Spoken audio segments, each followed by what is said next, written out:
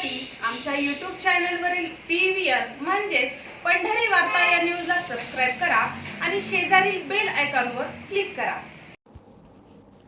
उपमुख्यमंत्री देवेंद्र फडणवीस यांनी मराठा समाजाला जे आरक्षण दिले ते कोर्टात टिकवले। सुप्रीम कोर्टात जातीनं लक्ष घातलं। मराठा समाजाला वसतिगृह सवलती, परदेशात जाण्याच्या शिष्यवृत्ती या सर्व गोष्टी प्रामाणिकपणे दिल्या। माझे खुले आव्हान आहे, खुल्या व्यासपीठावर येऊन कोणीही सांगावे की देवेंद्रजी फडणवीसांनी मराठा समाजाच्या आरक्षणाला कसा विरोध केला, असे प्रवीण दरेकर यांनी म्हटलं। अंतरवाली सराटी या गावात मराठा आंदोलक मनोज जरांगे पाटील यांच्या नेतृत्वात मराठा समाजाची मोठी सभा पार पडली। यावेळी बोलताना जरांगे पाटील यांनी देवेंद्र फडणवीस यांच्यावरही निशाणा साधला होता। शरद पवार गट आणि इतर आहेत, विरोधक आहेत असं वाटतं, या प्रकारे तुम्ही टीका करता। आपण एक बघाल की त्यांच्या तोंडून जी भाषा येते, मला सांगा देवेंद्र फडणवीस साहेबांना टार्गेट करण्याची काय गरज आहे? माझं तर जाहीर आव्हान आहे कोणालाही खुल्या व्यासपीठावर येऊन देवेंद्र फडणवीस साहेबांनी कसा विरोध मराठा समाजाला केला किंवा सकारात्मक बाजू घेतली नाही। जे केलं ते प्रामाणिकपणे केलं। मराठा समाजाला आरक्षण दिलं, टिकवलं, सुप्रीम कोर्टात जातीनं लक्ष घातलं। मराठा समाजाला वसतिगृह देणं असेल, सवलती देणं असेल, अनेक प्रकारचे त्या ठिकाणी कोर्सेस असेल, परदेशात जाण्याचं शिष्यवृत्ती असेल, या सगळ्या गोष्टी अत्यंत प्रामाणिकपणे दिल्या असताना जर कोणीतरी आपल्या राजकारणासाठी त्या ठिकाणी कोणाचा वापर करत असेल, एखादी गोष्ट होत असेल, तर ती आम्हाला मान्य नाही आणि देवेंद्रजींवर करूनही अशा प्रकारचे जर कोणी बिनबुडाचे आरोप करेल तेही आम्ही सहन करणार नाही। दुसरीकडे पाहायला गेलं छगन भुजबळ यांची एक क्लिप व्हायरल होती आणि त्या क्लिपमध्ये असं समोर दिसते की 7 कोटी या सभेसाठी खर्च आला, तो आलाय कुठून? नाही, मला वाटतं प्रत्येक आंदोलन, प्रत्येक मोर्चे, सभा, संमेलन हे त्या ठिकाणी होत असताना या गोष्टी आवश्यक असतात, ते कोणतरी करत असतं आणि त्याच्यामुळे मी त्या वादात त्या ठिकाणी जाऊ इच्छित नाही। परंतु आंदोलनाच्या माध्यमातून कुणाला तरी टार्गेट करणं हे योग्य नाही। मग देवेंद्र फडणवीस साहेब असो, भुजबळ साहेब असो, आंदोलनामध्ये आपल्या प्रश्नाला महत्व असतं, आपल्या विषयाला महत्व असतं आणि विषयावरचा, प्रश्नावरचा फोकस बाजूला करून जेव्हा त्याच्यामध्ये राजकीय वास येतो त्यावेळेला त्या ठिकाणी निश्चितपणे शंका घ्यायला जागा त्या ठिकाणी उरते।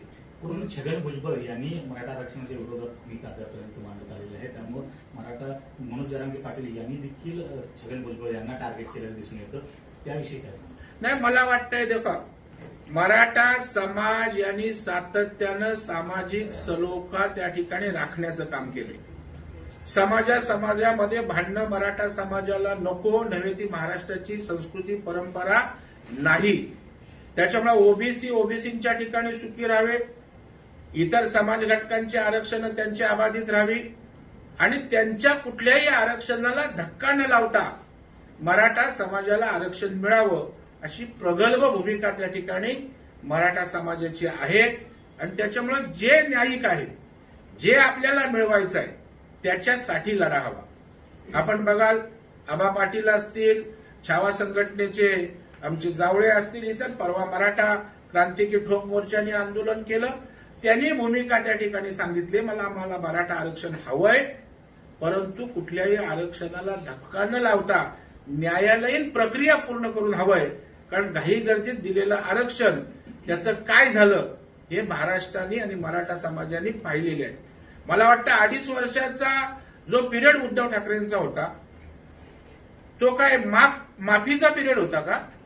2.5 वर्षामध्ये उद्धव ठाकरेच्या सरकारनं, महाविकास आघाडी सरकारने काय केलं याचा जाब बरं आम्ही कोणीच विचारत नाही। पण त्यांना आम्ही त्या ठिकाणी बाय दिला होता का? त्यांना आम्ही मोकळीक दिली होती का? देवेंद्रजी सीएम असताना त्या ठिकाणी मोठी आंदोलनं झाली, त्यांनी हाताळली, न्याय दिला। पुन्हा या ठिकाणी एकनाथरावजी शिंदे साहेब, देवेंद्रजींचं सरकार आलं, अजितदादांचं, पुन्हा या ठिकाणी अशा प्रकारचं राजकारण होतंय।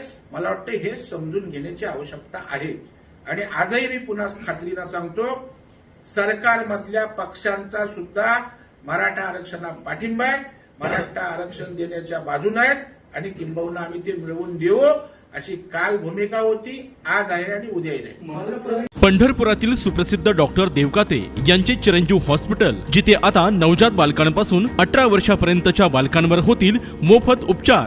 होय, तळागाळातील गोरगरिबांना फायदा मिळावा यासाठी आपल्या डॉक्टर देवकाते यांच्या चिरंजीव हॉस्पिटलमध्ये प्रधानमंत्री आरोग्य योजना आणि राज्य शासनाच्या महात्मा फुले योजनेअंतर्गत पिवळे आणि केसरी रेशन कार्ड धारकांना मोफत सुविधा उपलब्ध करण्यात आली आहे. आमच्याकडील सुविधा: नवजात अर्भकासाठी NICU म्हणजेच सुसज्ज असा अतिदक्षता विभाग, लहान मुलांसाठी PICU म्हणजेच अतिदक्षता विभाग, लहान मुलांच्या हृदयरोग तपासणीसाठी 2D इको कार्डिओग्राफी, लहान मुलांच्या ऑपरेशनसाठी ऑपरेशन थिएटर, सोबतच गेली 40 वर्षांचा अनुभव असणारे डॉक्टर श्रीकांत देवकाते आणि सोलापूर जिल्ह्यातील सर्वात जास्त उच्च शिक्षित बालरोग तज्ञ डॉक्टर ओजस देवकाते, तसेच बाल आणि नवजात अर्भक तज्ञ डॉक्टर प्रेरणा देवकाते यांच्या नव्या ज्ञान आणि तंत्रज्ञानाने सुसज्ज आपले हॉस्पिटल चिरंजीव हॉस्पिटल. संपर्क पत्ता: डॉक्टर देवकाते यांचे चिरंजीव हॉस्पिटल, भक्ती मार्ग, पंढरपूर, जिल्हा सोलापूर. संपर्क मोबाईल 9970504192 आणि 9860272705.